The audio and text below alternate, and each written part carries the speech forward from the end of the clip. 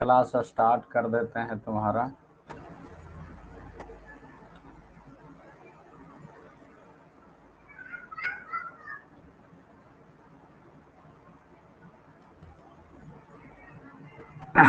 आज स्टार्ट करते हैं प्रोजेक्टाइल मोशन। ओके।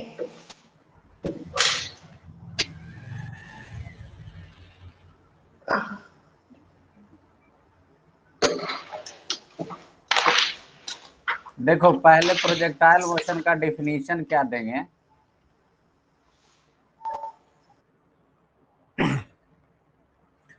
देखो, अगर समझने के लिए समझा जाए तो प्रोजेक्टाइल मोशन किसको कहेंगे, कोई ऑब्जेक्ट को ऊपर फेंकना है, वर्टिकली ऊपर, ठीक है, या वर्टिकली नीचे।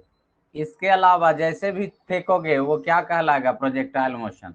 ठीक है, इन दोनों को छोड़ के जैसे भी फेंकोगे तो कहलाएगा प्रोजेक्टाइल मोशन। मान लो कोई ऐसे फेंक देते हो, कोई ढेला को ऐसे जाके गिरता है तो क्या कहलाएगा, प्रोजेक्टाइल मोशन। या कोई टावर पे खड़े हैं, ठीक है, कोई टावर पे खड़े हैं, ऐसे फेंक दिए तो ये नीचे जाके जमीन पर गिरा तो ये क्या कहलाया, प्रोजेक्टाइल मोशन। ठीक है, या फिर इसी टावर से गेंद को ऐसे ऊपर की ओर फेंक दिए तो ऐसे ऊपर जाके गिरा तो ये भी क्या कहलाया, प्रोजेक्टाइल मोशन। मान लो कि कोई इंक्लाइंड प्लेन है, ऐसे पटरा लगा हुआ है, यहाँ से कोई फेंक दिया ऐसा गेंद को तो ऐसे गिरा तो ये सब क्या कहलाएगा, प्रोजेक्टाइल मोशन। ठीक है, तो ये समझने के लिए है, लेकिन इसको डिफाइंड कैसे करेंगे तो समझाते हैं, डिफिनीशन कैसे देना है। तो देखो, प्रोजेक्टाइल मोशन के बारे में कहा जाता है कि एक कांस्टेंट फोर्स काम करेगा हमेशा ऑब्जेक्ट पर। ठीक है, प्रोजेक्टाइल मोशन में क्या करेगा, एक कांस्टेंट फोर्स हमेशा काम करेगा। यहाँ पर कांस्टेंट फोर्स क्या है, mg। ग्रेविटेशनल फोर्स जो है वो क्या है, कांस्टेंट फोर्स। जैसे किसी ऑब्जेक्ट को ऐसे फेंकते हैं तो यहाँ जाके ऐसे गिरता है, ठीक है, तो ग्रेविटेशनल फोर्स यहाँ पे क्या है, कांस्टेंट फोर्स। जैसे ऑब्जेक्ट यहाँ पर है तो ग्रेविटेशनल फोर्स mg कैसे लगेगा, नीचे की ओर। ऑब्जेक्ट यहाँ पे पहुंचा तो ग्रेविटेशनल फोर्स किधर लगेगा, नीचे की ओर। ठीक है, ऑब्जेक्ट यहाँ पे पहुंचा तो ग्रेविटेशनल फोर्स किधर लगेगा, नीचे की ओर। ऑब्जेक्ट यहाँ पे है तो ग्रेविटेशनल फोर्स क्या लगेगा, नीचे की ओर। ठीक है, तो प्रोजेक्टाइल मोशन के दौरान एक कांस्टेंट फोर्स काम करता है। ठीक है, वहां यहाँ पे कांस्टेंट फोर्स क्या है, mg। और कांस्टेंट फोर्स और इनिशियल वेलोसिटी के बीच में, ठीक है, इनिशियल वेलोसिटी किसको सूचित करते हैं, u से। इनिशियल वेलोसिटी को किससे सूचित करते हैं, u से। तो कांस्टेंट फोर्स और इनिशियल वेलोसिटी के बीच कभी भी एंगल 0 डिग्री या 180 डिग्री नहीं होना चाहिए। 0 डिग्री या 180 डिग्री एंगल नहीं होना चाहिए। किसके किसके बीच एंगल 0 या 180 नहीं होना चाहिए, तो कांस्टेंट फोर्स और इनिशियल वेलोसिटी के बीच में कभी भी एंगल 0 या 180 डिग्री नहीं होना चाहिए। अब देखो, इन दोनों एग्जाम्पल को क्यों हटाया गया था प्रोजेक्टाइल मोशन से, तो देखो इसमें क्या है कि ऑब्जेक्ट का वेलोसिटी इस तरफ था, mg किधर लगेगा, नीचे की ओर। तो यहाँ पर देख सकते हो एंगल क्या बन रहा था, 180 डिग्री। ठीक है, दूसरा वाला केस में जब ऑब्जेक्ट को नीचे फेंक रहे हैं तो इनिशियल वेलोसिटी नीचे की तरफ, mg का फोर्स भी किधर, नीचे की ओर, तो थीटा क्या बन रहा था, 0 डिग्री। ठीक है, तो किसी ऑब्जेक्ट को जब ऊपर फेंकते हैं तो इनिशियल वेलोसिटी और कांस्टेंट फोर्स के बीच में एंगल कितना बनता है, 180 डिग्री। ठीक है, और नीचे फेंकते हैं तो इनिशियल वेलोसिटी और कांस्टेंट के फोर्स के बीच में एंगल कितना बनता है, 0 डिग्री। ठीक है, तो इन दोनों को छोड़ के जैसे भी किसी ऑब्जेक्ट को फेंकेंगे तो क्या कहलाएगा, प्रोजेक्टाइल मोशन कहलाएगा। ठीक है, ऊपर नहीं फेंकना है और नीचे नहीं फेंकना है, इसके अलावा सारा मोशन क्या कहलाएगा, प्रोजेक्टाइल मोशन। ठीक है, इन दोनों स्थिति में कांस्टेंट फोर्स और इनिशियल वेलोसिटी के बीच में एंगल क्या हो जाता है, 0 डिग्री और 180 डिग्री। तो इसको अच्छे से लिखवा देते हैं, नोट करो definition.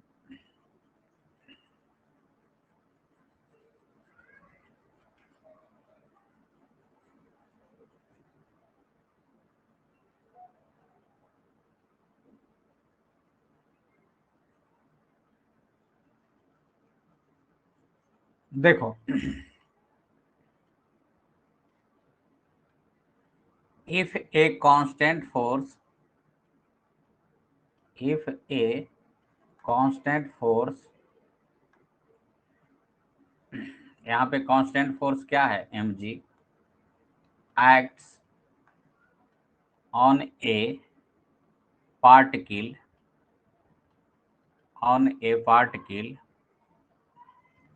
at an angle theta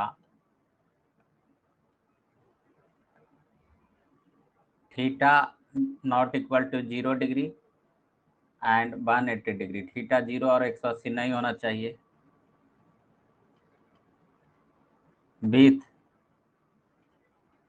with the direction of initial velocity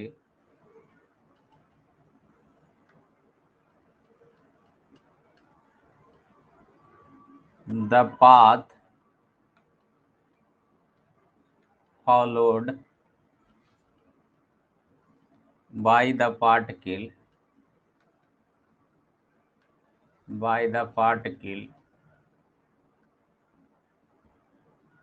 is a parabola and the motion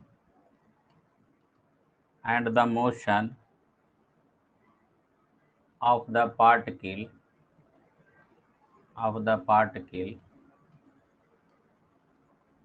is called projectile motion।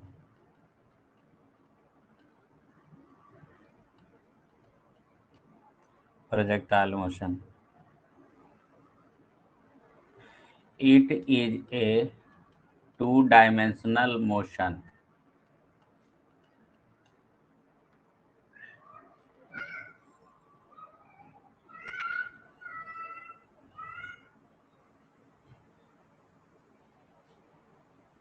मतलब ऑब्जेक्ट को ऐसे नहीं फेंकना है, ये प्रोजेक्टाइल मोशन में काउंट नहीं होगा, या नीचे नहीं फेंकना है। इसके अलावा बाकी सब जैसे भी फेंकेंगे क्या कहलाएगा, प्रोजेक्टाइल मोशन कहलाएगा।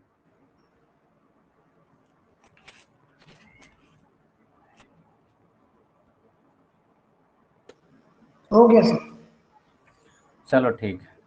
अब देखो क्या क्या प्रोजेक्टाइल मोशन हम लोग पढ़ने वाले हैं, किस टाइप का। तो पहला तो है कि किसी प्रोजेक्टाइल को ऐसे फेंकेंगे, ठीक है, ये एक्स एक्सिस है, ये वाई एक्सिस, तो ऐसे गिर जाएगा जमीन में, तो इसको बोलेंगे प्रोजेक्टाइल मोशन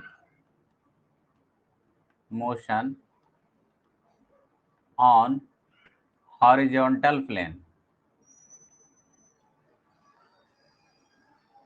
ठीक है, तो ये पढ़ेंगे हॉरिजॉन्टल प्लेन।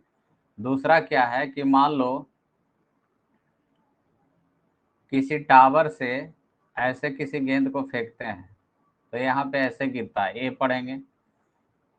तीसरा इसी प्रकार का किसी टावर से गेंद को ऐसे ऊपर की ओर फेंकते हैं, तो यहाँ से ऐसे जाके गिरेगा। तीसरा किसी टावर से गेंद को ऐसे नीचे की ओर फेंकते हैं, तो ये ऐसे जाके गिरेगा। ठीक है, फिर देखेंगे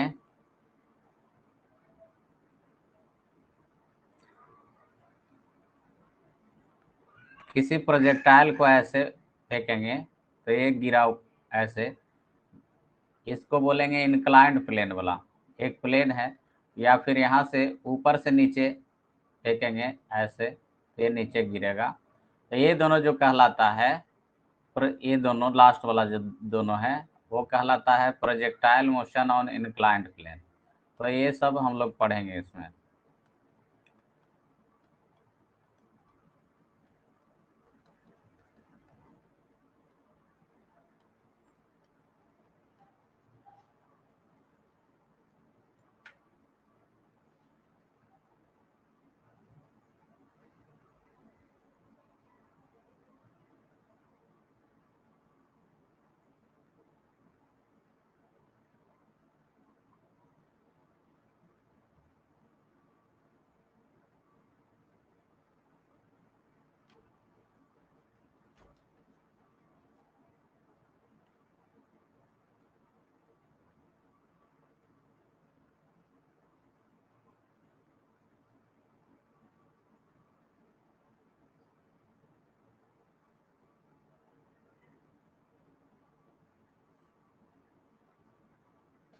हो गया सर। चलो, अब कुछ टर्म्स है जो प्रोजेक्टाइल मोशन से संबंधित है, उसको देखेंगे। Terms used in projectile motion.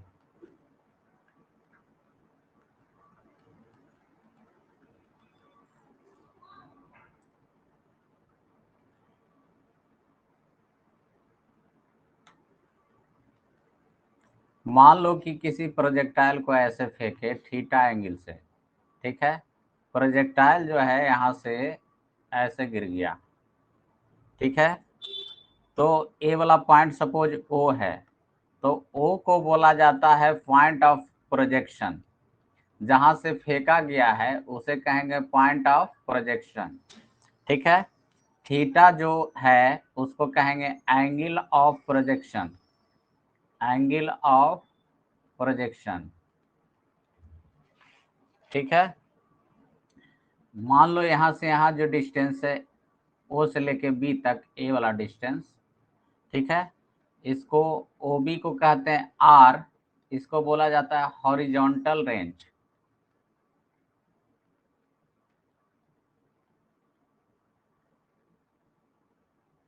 अब मान लो कि ए वाला पॉइंट सबसे ऊपर वाला पॉइंट सी है, उसके जस्ट नीचे ए है, तो ए सी को कहते हैं एच। इसको बोला जाता है मैक्सिमम हाइट, सबसे अधिकतम ऊंचाई तक जहां गया उसको बोलेंगे मैक्सिमम हाइट, ठीक है। एक और टर्म यूज होता है टी, जिसको बोलते हैं time of flight. Time of flight, time of flight क्या होता है? जितना देर के लिए हवा में रहेगा, ठीक है। The time for which particle will be in air, जितना देर के लिए हवा में रहेगा उसको क्या कहते हैं? टाइम ऑफ फ्लाइट कहते हैं।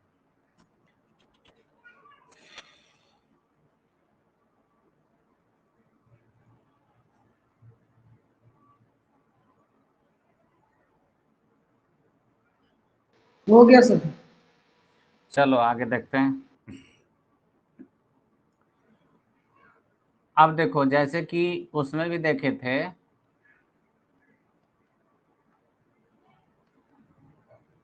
पार्टिकल को ऐसे फेंकेंगे, ठीक है। मान लो थीटा एंगल से फेंके, पार्टिकल इस तरीके से गिर गया, तो जितना देर के लिए ऊपर जाता है, ठीक है, जितना देर के लिए ऊपर जाता है, यहाँ से यहाँ जाने में जो टाइम लगेगा, यहाँ से यहाँ, ठीक है, उसको कहते हैं टाइम ऑफ एसेंट, ठीक है। ऊपर जितना देर के लिए जाता है उसको क्या कहते हैं? Time of accent. और नीचे जितना देर के लिए गिरेगा उसको क्या बोलेंगे? Time of descent. Time of flight बराबर क्या हो जाएगा? Time of ascent plus time of descent. ये ध्यान में रखना। थोड़ी देर पहले हम लोग चर्चा कर रहे थे कि इसमें कांस्टेंट फोर्स काम करता है, ठीक है। कांस्टेंट फोर्स काम करता है, जैसे प्रोजेक्टाइल ऐसे गिरा, यहाँ से थीटा एंगल पर फेंके थे, तो कांस्टेंट फोर्स mg कैसे काम करता है? हमेशा नीचे की ओर। यहाँ पर mg का फोर्स ऐसे, यहाँ पर mg का फोर्स ऐसे, यहाँ पर mg का फोर्स ऐसे, और यहाँ पर mg का फोर्स ऐसे, ठीक है। तो इसको नोट करो, फिर आगे चलते हैं हम लोग।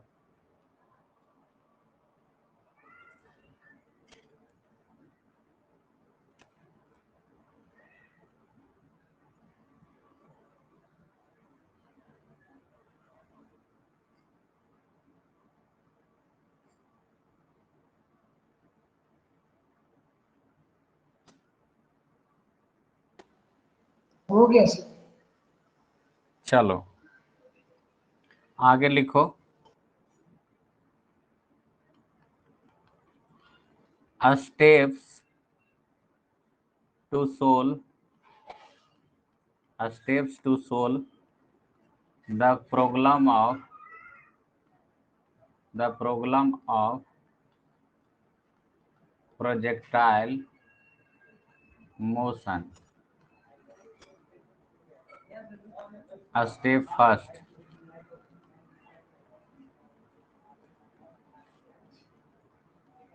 select the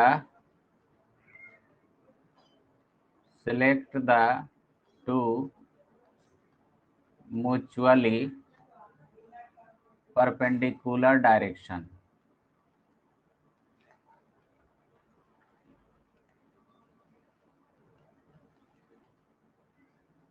देखो क्या कह रहा है, प्रोजेक्टाइल मोशन जैसे हुआ, ठीक है, इस तरीके से थीटा एंगल पर फेंके, तो कह रहा है दो म्यूचुअली परपेंडिकुलर डायरेक्शन खोजिए। क्या खोजिए? दो म्यूचुअली परपेंडिकुलर डायरेक्शन। एक डायरेक्शन वैसा खोजना है जिस प्लेन पर गिरा, तो एक डायरेक्शन ये हो गया एक्स, ठीक है, और उसके परपेंडिकुलर कौन हो गया? बाई। तो कह रहा है दो म्यूचुअली परपेंडिकुलर डायरेक्शन खोजिए, तो यहाँ पर दो म्यूचुअली परपेंडिकुलर डायरेक्शन कौन हो गया? एक्स और बाई, ठीक है। तो इसमें इस स्टेप का क्या मतलब, जैसे यहाँ तो आसानी से तुमको मिल गया म्यूचुअली परपेंडिकुलर डायरेक्शन, लेकिन यहाँ पर मान लो इंक्लाइंड प्लेन पर ऐसे फेंकता है, ऐसे गिरता है, तो यहाँ पे म्यूचुअली परपेंडिकुलर डायरेक्शन कौन होगा? तो देखो यहाँ पर दो डायरेक्शन लेना है। एक देखो प्लेन जिस पे गिरा है, ये वाला डायरेक्शन लेंगे, ठीक है, इसके परपेंडिकुलर ये वाला डायरेक्शन एक लेंगे, इसको नाम देंगे एक्स डैश, इसको क्या नाम देंगे? By dash. तो पहला स्टेप ये करना है कि तुमको दो म्यूचुअली परपेंडिकुलर डायरेक्शन लेना है, ठीक है। स्टेप सेकेंड क्या कहता है? Write down the proper values of ux, x, uy and ay with sign, ठीक है। इस स्टेप को समझाता हूँ, यहाँ तक नोट करो फिर बताना।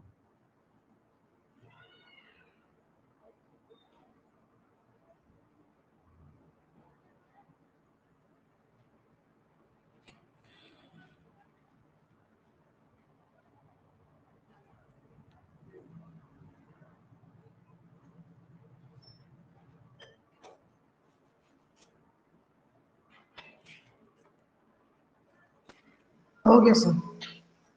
चलो देखो क्या कह रहा है,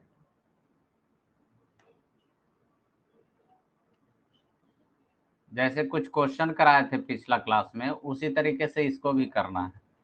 यू एंगल पर फेंका, सॉरी यू वेलोसिटी से फेंका थीटा एंगल पर, तो कह रहा है कि यू एक्स ए वाई सब निकालें प्रॉपर साइन के। तो यू एक्स बराबर क्या होगा? यू का कंपोनेंट लेना है एक्स के तरफ, तो यू कॉस थीटा। यू का कंपोनेंट बाई के तरफ क्या होगा? तो यू साइन थीटा। वही कह रहा था दूसरा स्टेप में, जो भी इनिशियल वेलोसिटी है उसका कंपोनेंट ले लीजिए जिधर आप एक्स और बाई माने हैं। अब एक्स के तरफ एक्सीलरेशन क्या होगा? तो एक्स के तरफ एक्सीलरेशन 0 होगा। पूछो क्यों? क्योंकि एक्स के तरफ कोई फोर्स नहीं लग रहा है, इसलिए एक्स के तरफ एक्सीलरेशन क्या होगा? 0। बाई के तरफ फोर्स लग रहा है, कौन सा फोर्स लग रहा है बाई के तरफ? तो ग्रेविटेशनल फोर्स लग रहा है नीचे की ओर ही ना जी, ठीक है। तो बाई के तरफ फोर्स लग रहा है, तो बाई के तरफ एक्सीलरेशन होगा कितना? -g। ऊपर की ओर प्लस लिए हैं, ऊपर की ओर क्या लिए हैं? पॉजिटिव। तो नीचे की ओर एक्सीलरेशन क्या हो जाएगा? -g, ठीक है। रिपीट कर रहा हूं, इनिशियल वेलोसिटी का दो कंपोनेंट, एक्स के तरफ यू कॉस थीटा, बाई के तरफ यू साइन थीटा। चूंकि एक्स के तरफ कोई फोर्स नहीं लग रहा है, तो एक्स के तरफ एक्सीलरेशन 0। बाई के तरफ ग्रेविटेशनल फोर्स लग रहा है, इसलिए बाई के तरफ एक्सीलरेशन क्या हो जाएगा? -g, ठीक है। यहां तक कोई दिक्कत? No sir. ठीक है। फिर देखो यहाँ पर एक जानने वाला पॉइंट ये है कि सपोज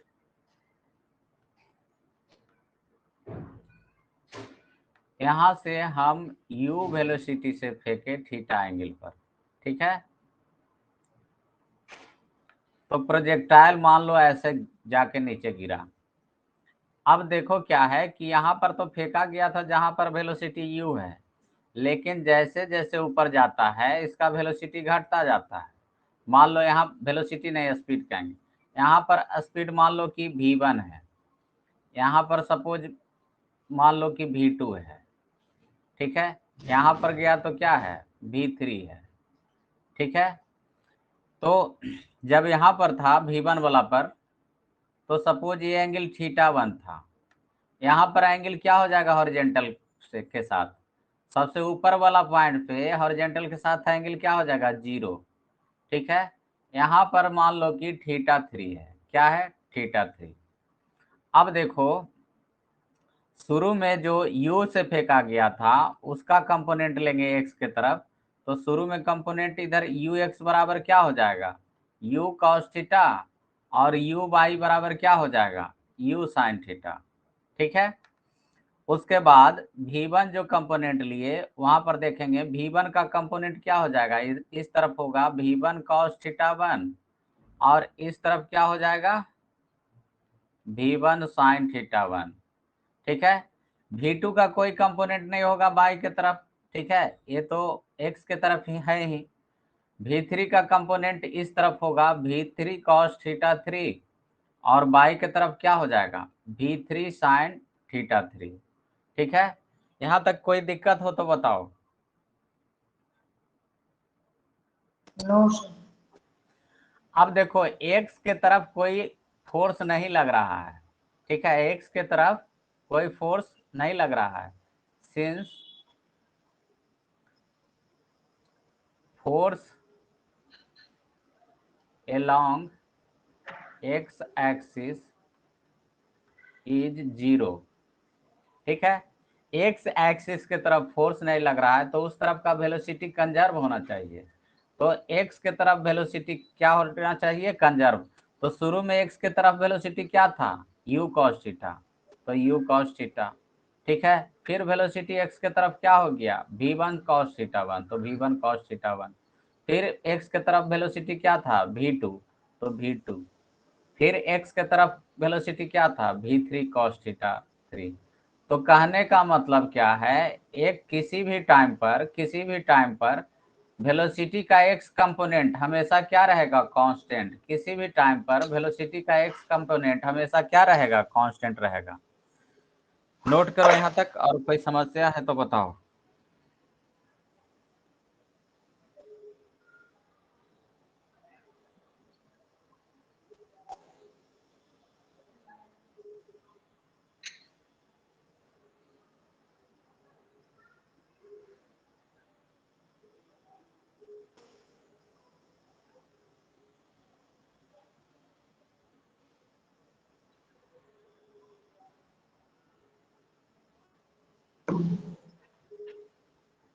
हो गया सर। चलो अब देखो हम लोग क्या निकालने जा रहे हैं, फार्मूला डिराइव करने जा रहे हैं। पहला हॉरिजेंटल प्लेन पर टाइम ऑफ फ्लाइट का फार्मूला निकालेंगे। पहले हम लोग निकालेंगे किसका फार्मूला, टाइम ऑफ फ्लाइट का। फिर रेंज का फार्मूला निकालेंगे, फिर मैक्सिमम हाइट का निकालेंगे, ठीक है। तो ये सब फार्मूला डिराइव करने जा रहे हैं, ठीक है। किसके लिए, हॉरिजेंटल प्लेन के लिए। जो फार्मूला डिराइव करेंगे वो किसके लिए लगेगा, हॉरिजेंटल प्लेन,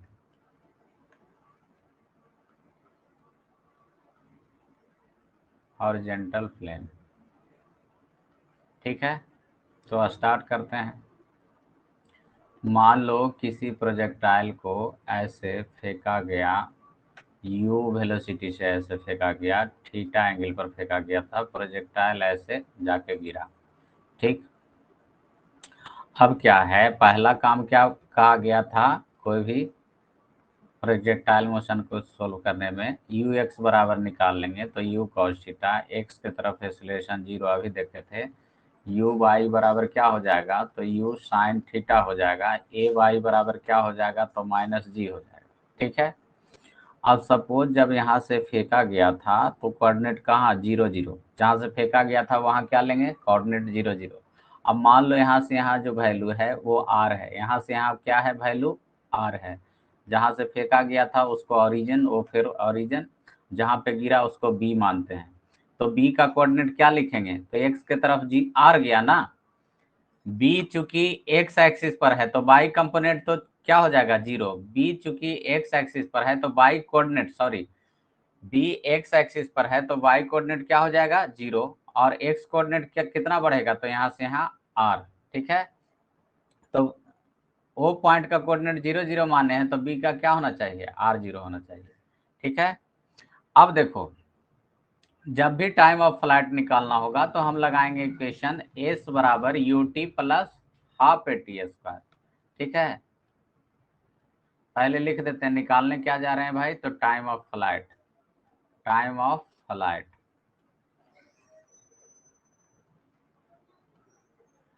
ठीक है। तो जब भी टाइम ऑफ फ्लाइट निकाल, देखो यहाँ बेसिक से समझो सारा जो फार्मूला, कहीं कोई दिक्कत है फार्मूला डिराइव करने में तो इस समझने में तो बताना, कारण क्या है, जब तक बेसिक से नहीं समझोगे तो प्रोजेक्टाइल मोशन का क्वेश्चन नहीं बनेगा, फार्मूला रट के नहीं बनाया जा सकता है सारा क्वेश्चन, डिफिकल्ट क्वेश्चन फंस जाएगा। तो जब भी हम टाइम ऑफ फ्लाइट निकालेंगे तो यूज करेंगे एस बराबर U T plus half A T square, चूंकि बाई डायरेक्शन में यूज करेंगे इसलिए लगाएंगे एस बाई बराबर you by into t plus A by into t का स्क्वायर, ठीक है। अब देखो सारा वैल्यू इसमें डाल दो, एस बाई यू बाई कहाँ पे है, यू बाई यहाँ पे है u sine theta into t, a y क्या है माइनस जी इंटू टी का square, after at t equals to capital T, मतलब एक टाइम ऑफ फ्लाइट के बाद, ठीक है, at t equals to capital T, एक टाइम ऑफ फ्लाइट के बाद बाई डायरेक्शन में डिस्प्लेसमेंट क्या होगा, ठीक है। तो देखो एक टाइम ऑफ फ्लाइट के बाद बाई डायरेक्शन में डिस्प्लेसमेंट 0 होगा, पूछो कैसे, तो शुरू में भी बाई कोऑर्डिनेट क्या था 0, शुरू में भी बाई कोऑर्डिनेट क्या था 0, जब एक टाइम ऑफ फ्लाइट हुआ गिरा वापस तो बाई कोऑर्डिनेट क्या हुआ 0, तो एक टाइम ऑफ फ्लाइट के बाद बाई डायरेक्शन में डिस्प्लेसमेंट क्या लेंगे 0, तो t equals to capital T put करेंगे तो बाई डायरेक्शन में डिस्प्लेसमेंट क्या लेंगे 0, ठीक है। तो 0 equals to u sine theta into t plus 1/2 minus g into t square, ठीक है। अब देखो नियम ये कहता है कि यहाँ t कॉमन ले लो, ठीक है, t कॉमन ले लेंगे तो क्या हो जाएगा u sine theta minus 1/2 g T, ठीक है।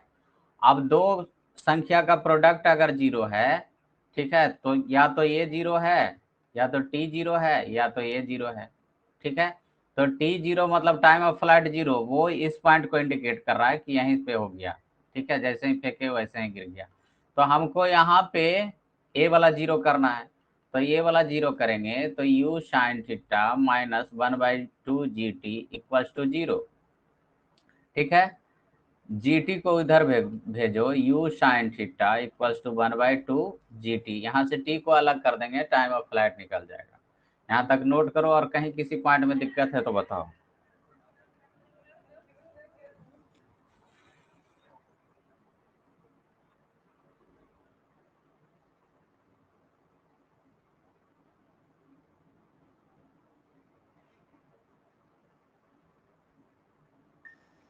Sir s y equal to 0 कहाँ से लिए थे? देखो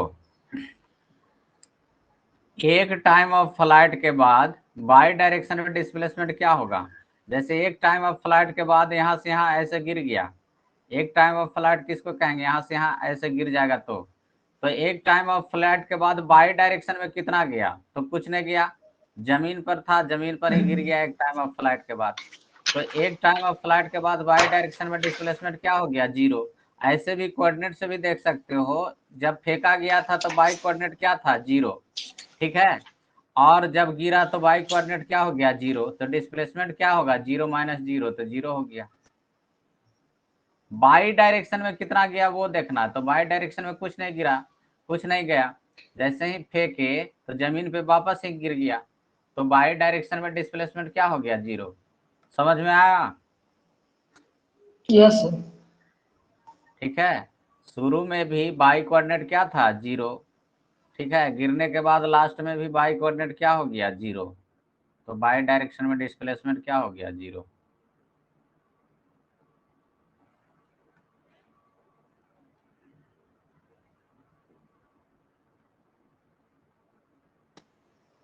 हो गया सर। तो हम देख सकते हैं u साइन थीटा बराबर क्या आ गया, 1/2 GT। तो सबको इधर भेज दो, तो 2u साइन थीटा बटा g बराबर t, या फिर t बराबर हम क्या लिखेंगे, 2u साइन थीटा बटा g। चलो नोट किया जाए इसको।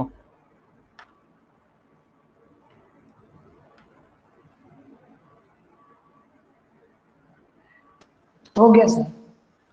देखो एक फार्मूला और डिराइव कर रहे हैं हॉरिजेंटल रेंज वाला, ठीक है, उसके बाद छोड़ देंगे, बाकी का कल कराएंगे। तो हॉरिजॉन्टल रेंज,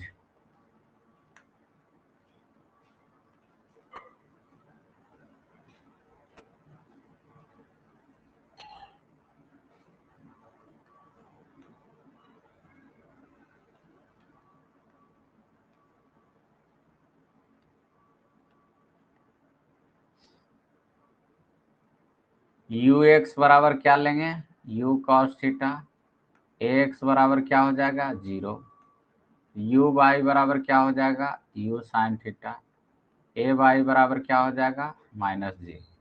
ठीक है, अब देखो यहाँ से फेंका गया था तो ये 0 0 लेंगे, यहाँ पर क्या लेंगे, r, 0। देखो जब हॉरिजेंटल रेंज निकालना होगा तो फिर यूज करेंगे एस बराबर U T plus half T square, लेकिन इस बार करेंगे एक्स के तरफ, क्योंकि हॉरिजेंटल रेंज निकालना है तो एक्स के तरफ, तो एस एक्स बराबर you x into t plus A x into t का स्क्वायर। तो एस एक्स बराबर लिख सकते हैं, एक्स डायरेक्शन में वेलोसिटी कितना, यू कॉस थीटा, ठीक है, इंटू टी, एक्स डायरेक्शन में एक्सीलरेशन कितना, 0, ठीक है, इंटू टी का स्क्वायर। ठीक है, तो ये वाला टर्म तो 0 हो जाएगा। ठीक, तो एस एक्स बराबर u cos theta into t, ठीक है, at t equals to capital T, एक टाइम ऑफ फ्लाइट के बाद एक्स डायरेक्शन में डिस्प्लेसमेंट क्या होगा, ठीक है, ध्यान से समझना। एक टाइम ऑफ फ्लाइट के बाद एक्स डायरेक्शन में डिस्प्लेसमेंट क्या होगा, मतलब यहाँ से यहाँ ऐसे गिरता है, ठीक है, तो एक्स डायरेक्शन में डिस्प्लेसमेंट कितना होगा, तो एक्स डायरेक्शन में डिस्प्लेसमेंट यही होगा ना जी, ये वाला डिस्प्लेसमेंट होगा एक्स डायरेक्शन में, जिसको माने हैं आर हम लोग। ठीक है, वैसे भी देख सकते हैं एक्स कोऑर्डिनेट इनिशियल क्या था, 0, फाइनल क्या हो गया, आर, तो एक्स डायरेक्शन में डिस्प्लेसमेंट क्या हो जाएगा, आर। ये समझ में आया कि नहीं आया, ये बताओ।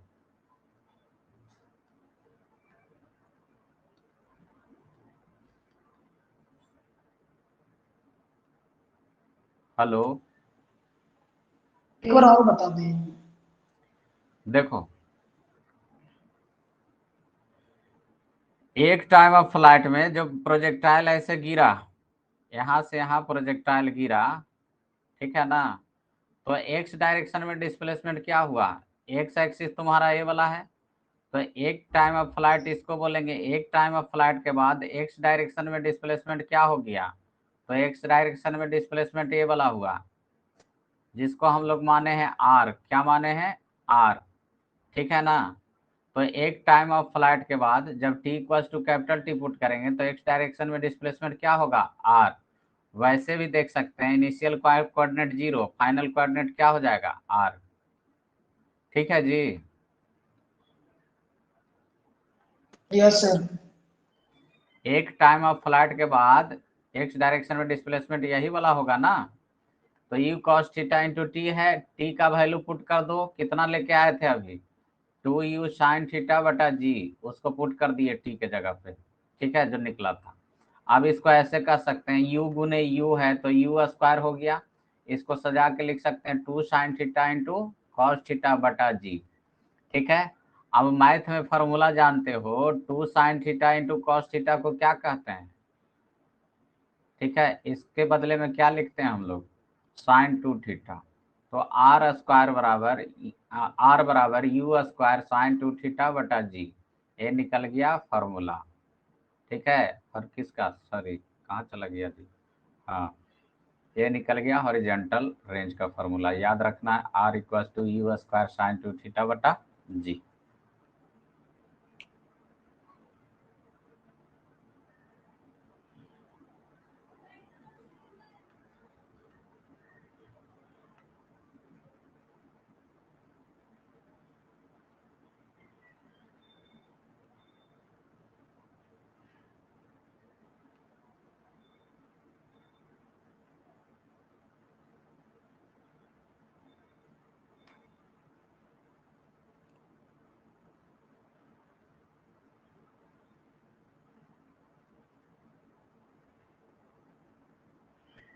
हो गया सर।